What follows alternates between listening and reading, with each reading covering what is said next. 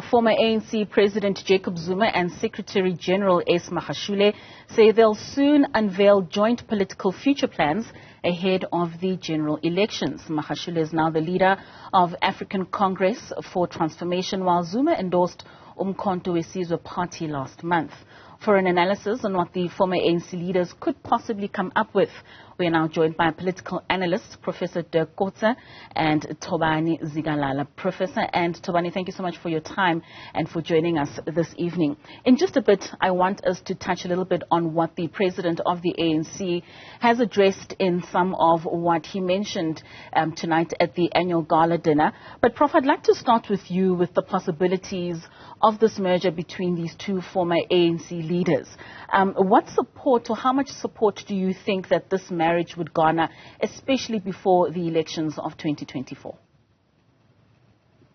Yes, I think this is something which makes, from their point of view, a lot of sense. The fact that the two of them want to come together, the former President Zuma and Ace Magashule, the former Secretary General.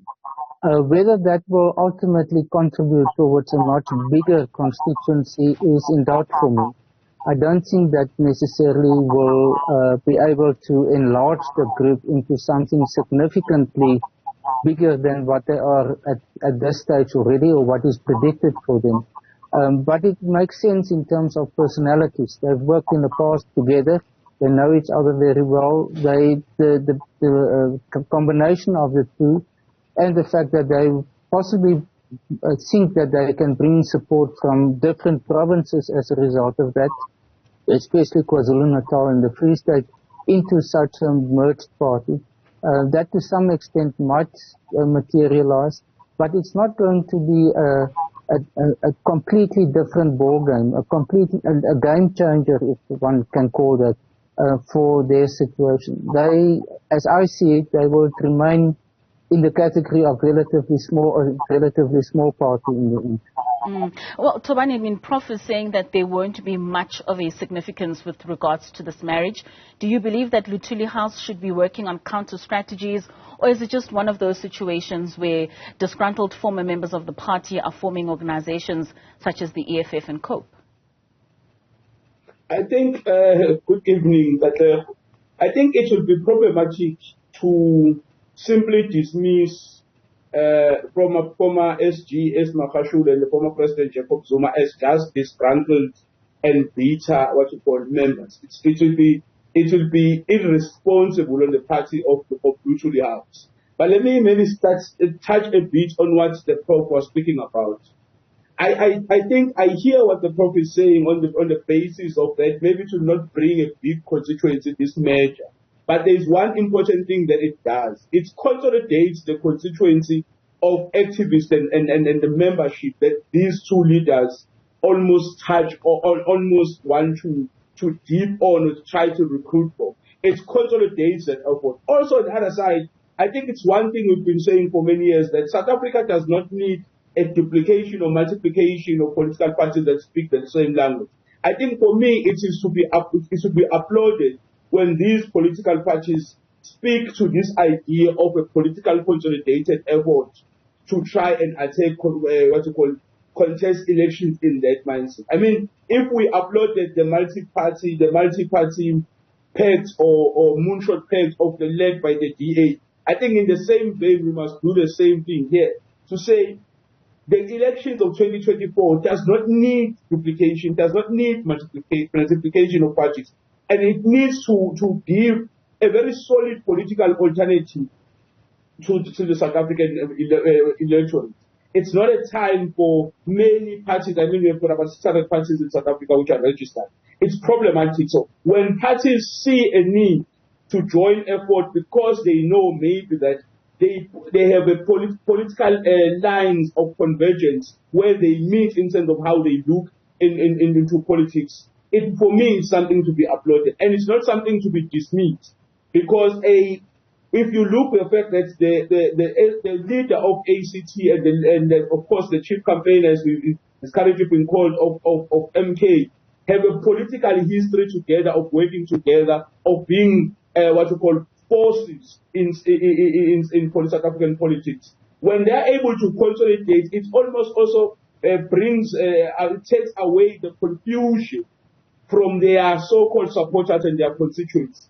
Because the idea of them being in different parties and supporting different platforms, I think in some way brought about that confusion. Which means, I think, if you look at it in that way, it's something, I think, for me, that needs to be taken serious and needs to be given the political consideration that it deserves, especially from Lutulias. Prof, your stance is somewhat different to that of Thabani's, because yours is that the former president, Jacob Zuma, is creating a parallel ANC, in fact a dynasty for his children to get into politics. Do you think that that notion would repel any potential followers of the MK? Yeah, I think there are many considerations. Not everyone will look at it in the same way. I think first of all, especially President Zuma is, I think by most people regarded as actually a retired politician, as not someone with the potential to lead a new movement. There is not a time horizon for him of another 10, 15 years in which he will be very actively involved in politics. In the case of Ace Magashule, he went quiet, and again, it was also not seen as if there's really a political potential for him in order to resurrect himself in a different form.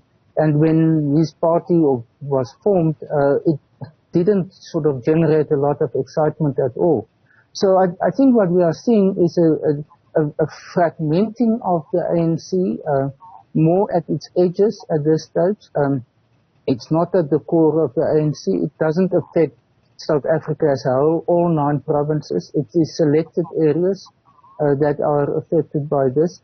And I think therefore it is, I agree, it's for these parties a good thing to consolidate, to come together, to create better chances for them. But it's not going to change the political landscape. It's not something that it is a major new force that is entering politics. And one of the main explanations for that is that those who have been supporting the ANC and is now considering whether they will vote again for the ANC or go to a party like this, is in the end they ask the question, what type of opportunities does it create for me?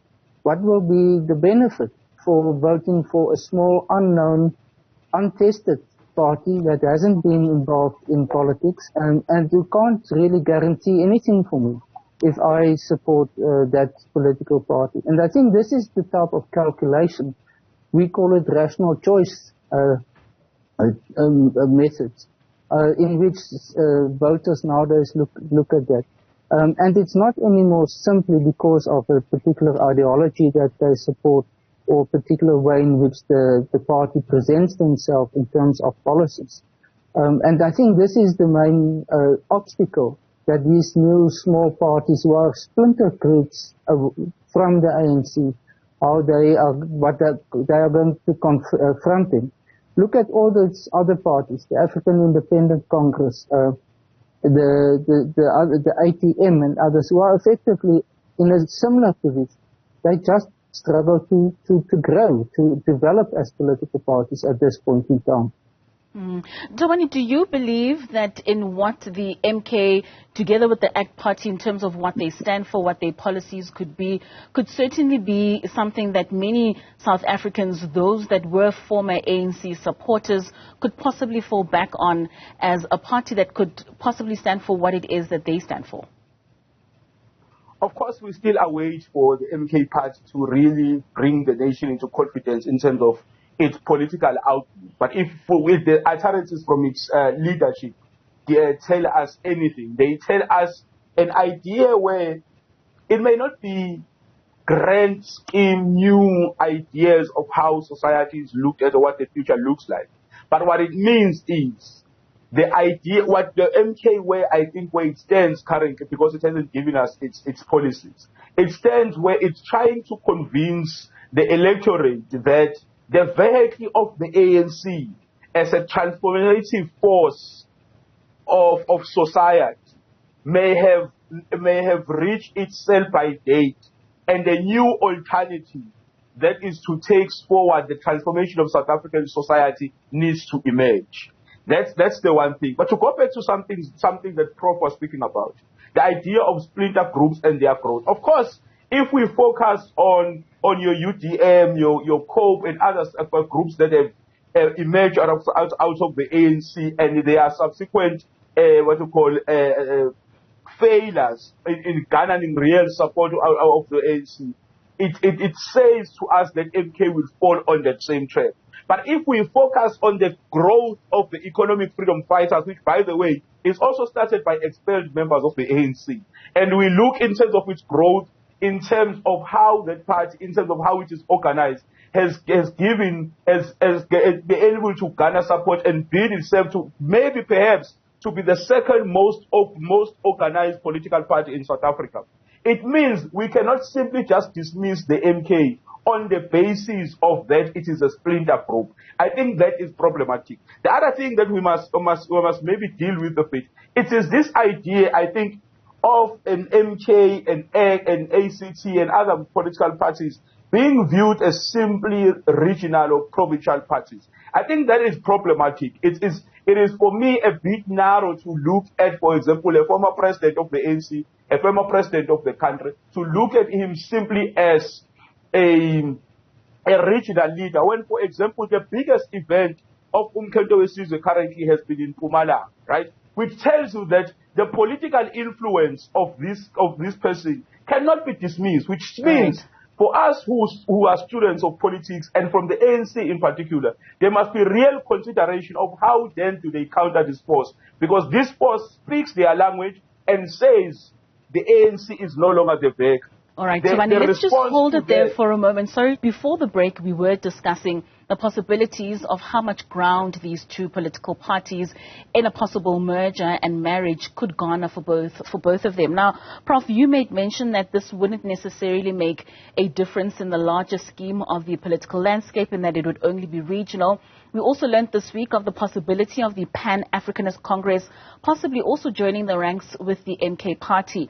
Now, if the MK party would be gaining such ground, especially in provinces like the KZN and the Free State, like you mentioned, does this not only, like you mentioned, possibly not that much of a dent for the ANC, but how much of an influence or a possible dent could this then create for other political parties such as the EFF and the DA, especially in provinces like the KZN? Yes, I think this is the interesting component of this, and the type of calculations that is very difficult to make. But certainly, it's those type of impact is possible. I think if we start with the EFF, there are some predictions that say that they might go up to 17% at this election. But that was before the announcement of Roger Jardine, before the resignation of Mr. Mavuso Msimang, before the formation of MK or the announcement of its formation, and now this merger. And I think all of these different groups will be able to attract attention, support away from the ANC. In the past, the calculation is that most of that will go to the EFF. Now there's more competition for possible losses by the ANC. So in the end, I think or predict, or it's the possibility that the EFF might lose in this process, that the projection of something like 15 or 16 or 17% have to be reconsidered because of these latest developments. But it is parties with small percentages that add up. And it is not that we are going to have a cope with 7% as it was in 2009, which made a major leap actually in the first election that they participated in. None of them have that type of potential in order to do it. If we look at what is happening, for example, with the Pan-Africanist parties, their intention was to form also a type of an alliance. Now, as you say, the PAC is reconsidering this, but the PAC had only one seat out of the 400 in Parliament. The PAC split into 3 organizations over time. There were actually 2 PACs. We are not always sure who is the leadership of the PAC, or the recognized leadership of the PAC. So it's small parties that we are talking about. And therefore, I don't think in terms of the big picture, the total landscape, that it's going to cause a major redefinition of that. Thabani, do you foresee the MK party growing post the 2024 elections? My biggest concern with Umkhonto weSizwe has been, of course, we recognize the political influence and the political image of Jacob Zuma, of President Jacob Zuma, as a figure that the MK, I think, currently is being built around. That's one. But the problem going forward post-2024, the trick will be, are they able to build structure and into the organization that is able to withstand and be able to support the political influence of the face of the party currently, which is President Jacob Zuma? Because that's, if they're unable to do that, then they may die a very slow death. And that's the caution we can always give to any political party that seeks to start, especially on the spectrum of politics that your MK party and others are coming on, is that you need to be organized. And this is why, for example, some of us applaud the economic freedom fighters in that they are almost distinct in all the so-called splinter groups that come out from the ANC, that they've been able to build an organization that almost can be able to try and survive beyond its big personality leader or its big what's it called, beyond its leader or its founding leaders. Many parties have not been able to do that because there is the excitement and the hype and the chaos of starting and going to an election. Of course, beyond an election, many other problems start as representation and all other, and governance and comes into play. And suddenly the party needs to be organized. But if the foundation of the organization is not set correctly, the MK party will die a very slow death. So that's the caution, that they will need to bring structure into the organization. If they don't do that, they will not survive.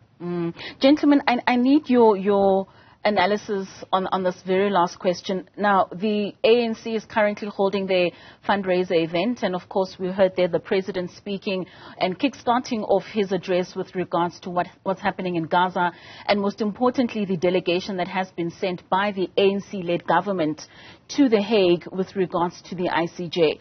Now, should this mission by the ANC-led government to The Hague be a success, do you believe that this could possibly bolster some of the support that the ANC could have for the 2024 elections? Prof? Yeah, I think to start with, international issues seldom play a very important role in domestic elections in South Africa. I can't think of an example at the moment where that was a real important election issue in the past 30 years. So to start with, it competes with the big issues of service delivery, of economic development, of infrastructural development, of electricity, ESCOM, water issues, all of that. And it's simply not an equal playing field.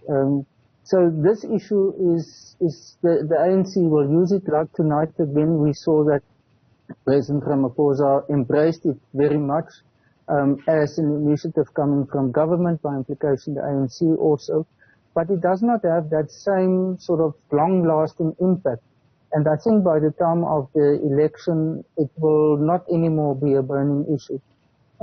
I don't think that we are going to see the final judgment in the near future of this court case. What might be is that some interim announcements might be made by the court. So it will be very difficult for the government or the ANC to claim victory if it is in favor of them within the foreseeable future. So to conclude, I think it's not going to be a major factor in this coming election. Thabani, your views? I think I almost concur with the Prof that South Africa has not the electorate in South Africa has not in majority been an electorate that seems to too much concern about South Africa's role in the global political arena, right? Of course, there's been attempts all the time by political analysts and others to try to bring attention to the position of South Africa in the world. But the South African voter is almost a nostalgic, emotional voter who votes on the basis of hope. So that voter is not too much maybe rational in terms of considering policies and political situations in that manner. So it may not be something that the general average South African voter is looking at. But it is not also to be dismissed as a non-factor, because a very important step South Africa has done. It will remain on the ANC government and ANC leadership in how it is able to bring into the consciousness of the South African voter the importance of such a step, because I think it is the boldest step and most progressive steps I think we have taken in the global arena of politics. The last point will be, on the other side, should the ANC leadership be able to succeed in bringing it into general consciousness of South Africa, the other part of that opposition then comes in.